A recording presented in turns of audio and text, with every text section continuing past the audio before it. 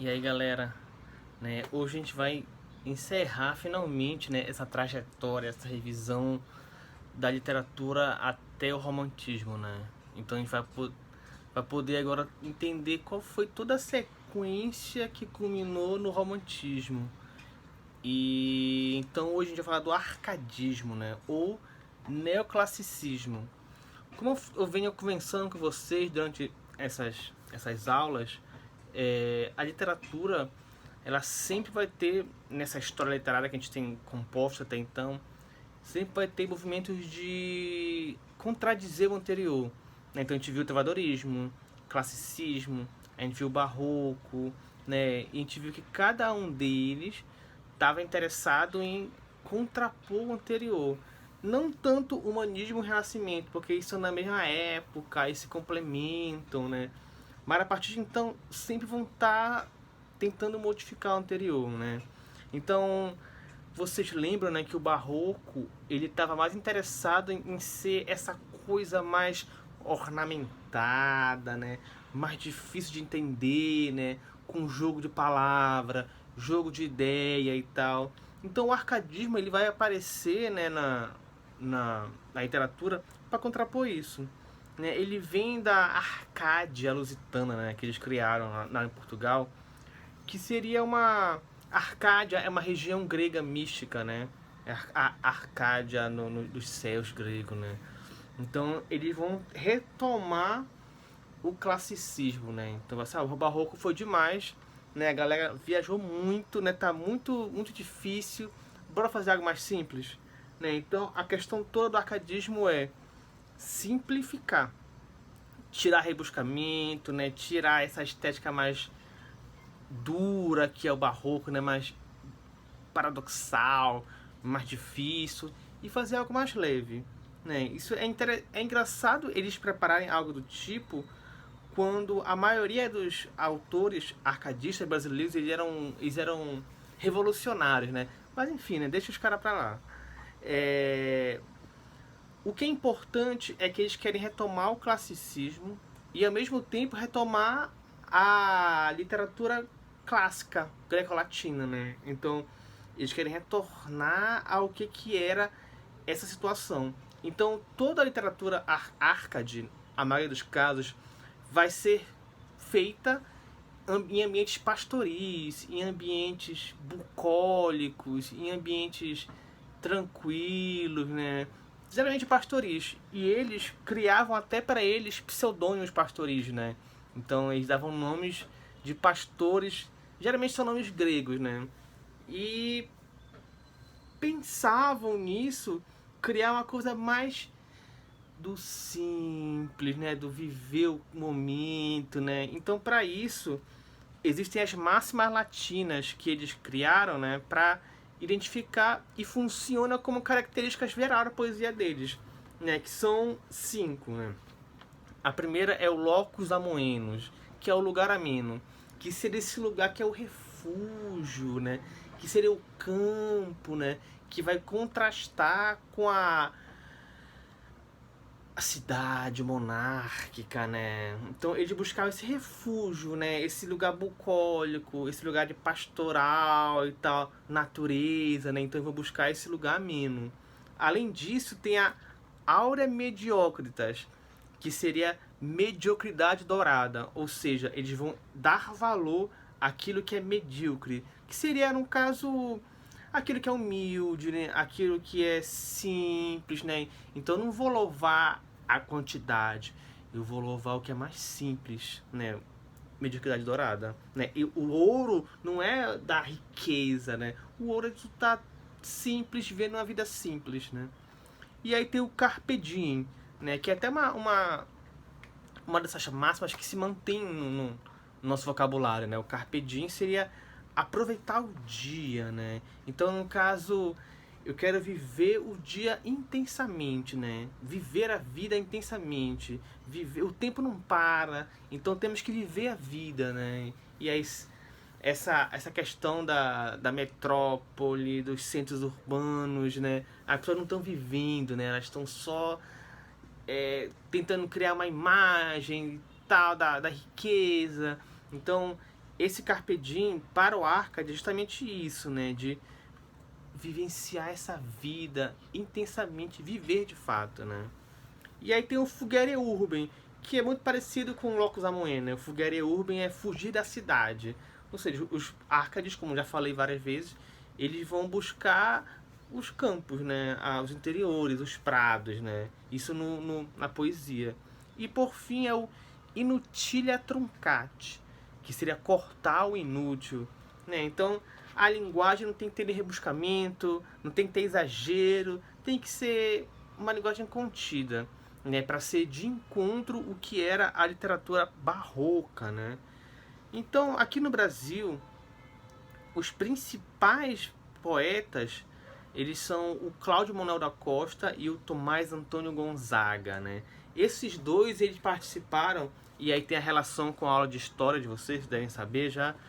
Eles participaram do movimento da Inconfidência Mineira, né? Que foi um movimento de independência do Brasil naquele período em Minas Gerais, que resultou inútil porque foi delatado, né? Então a galera foi presa, foi morta, teve o Tiradentes, né? O Tiradentes que é a imagem principal desse movimento, né? Então, o Cláudio Manuel da Costa e o Tomás Antônio Gonzaga, eles foram participantes desse movimento como mentores, né? Aqueles que estão agitando as pessoas, né? Porque eles tinham ideias liberais vindo da Revolução Americana e tudo mais.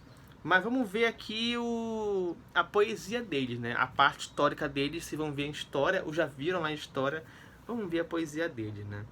Então, o Cláudio Manuel da Costa, ele era chamado de Glauceste Saturnio, né? O nome pastoril dele, né? E aí, eu botei aqui que a amada dele era Anice, mas ele tinha várias amadas, né? Várias pastoras que ele amava, né? Eu vou ler aqui um poema, porque o Cláudio Manuel da Costa ele é interessante porque ele vai ter características pré-românticas, né? Então, esse que é o legal da literatura, a gente perceber esse andamento, né? Então, a gente tem aqui o momento Árcade, né? Que vai culminar no fim dele no pré-romantismo, que vai virar o romantismo, né? O pré-romantismo na máxima latina seria o do locus horrendus, né? Que seria não mais um lugar ameno, mas um lugar horroroso, né? Que aí vai culminar no que a gente já viu do romantismo segunda geração, né? Que é o do gótico, que é o do triste e tal.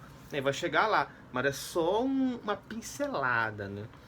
E o Cláudio Manuel da Costa, ele vai ter várias, nos seus poemas, algumas diferenças amorosas, vamos dizer assim, né? Então, isso é um tipo de poesia que vai anunciar o romantismo, né? Que a gente vai ter muito disso lá que a gente já viu, né?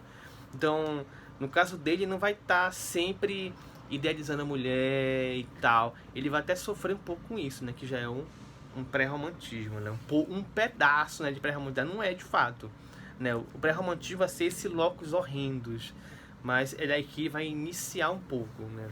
Então tem aqui o poema Antandra, romance 2, né? Antandra é uma das pastoras que ele gostava, né?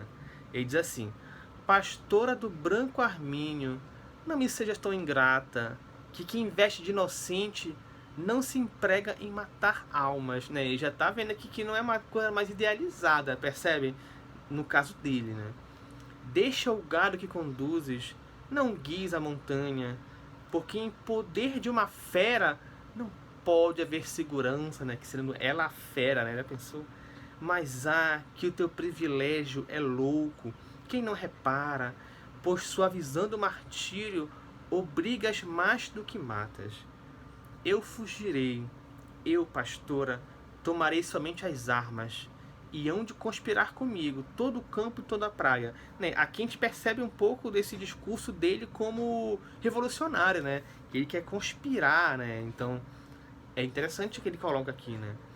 Tenras ovelhas, fugi de Antandra, que é flor fingida, que áspides cria, que venenos guarda, né? Então, para as ovelhas fugirem dessa mulher, né? Que ela não é flor que se cheire, né? Então, no caso dele, a gente vê que ele vai ter uma diferença, né? Ele não vai ser idealizante, mas ele vai ser um pouco divergente. E aí tem o Tomás Antônio Gonzaga, né? Que ele tem um livro Maria de Dirceu, né? Que é uma das obras poéticas do período mais importante, né? Ele é o Dirceu, né? Ele vai cantar para Marília, né? Então tem aqui o caso dele é muito mais característico, né? Então aqui a Lira 1, ele diz assim: eu, Marília, não sou algum vaqueiro que viva de guardar alheio gado, de tosco trato, de expressões grosseiro, dos frios gelos e do sós queimado. Tenho meu próprio casal e nele assisto. Dá-me vinho, legume, fruta, azeite. Das brancas ovelhinhas tiro o leite e as mais finas lãs que me visto. Graças, Marília Bela, graças a minha estrela. Né? Então aqui você percebe, né?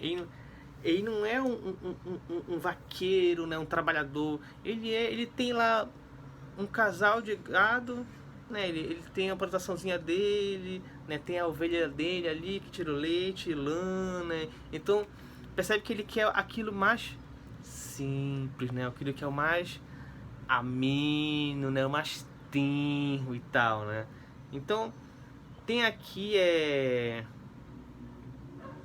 outros poemas para vocês lerem, no caso, mas é basicamente isso, né? Então o arcadismo ele é o que a gente chama de neoclassicismo, né? Porque ele vai contrapor a literatura barroca, que era mais ornamentada, jogo de palavras e tal. Então ele vai buscar uma coisa muito mais simples, mais contida, né? Então que vai ter aquelas características pastoris, né? Eles vão até em alguns momentos citar a mitologia greco-romana, né? Mas no geral é isso, né? É aquela coisa mais pastoril, simples, né? Que às vezes é o que a gente precisa, né? Desse mundo louco, urbano que a gente vive. Então, às vezes quando a gente vai, quero ir pra Mosqueiro, dar uma viajada, né? É um pouco do Fugere Urban, né?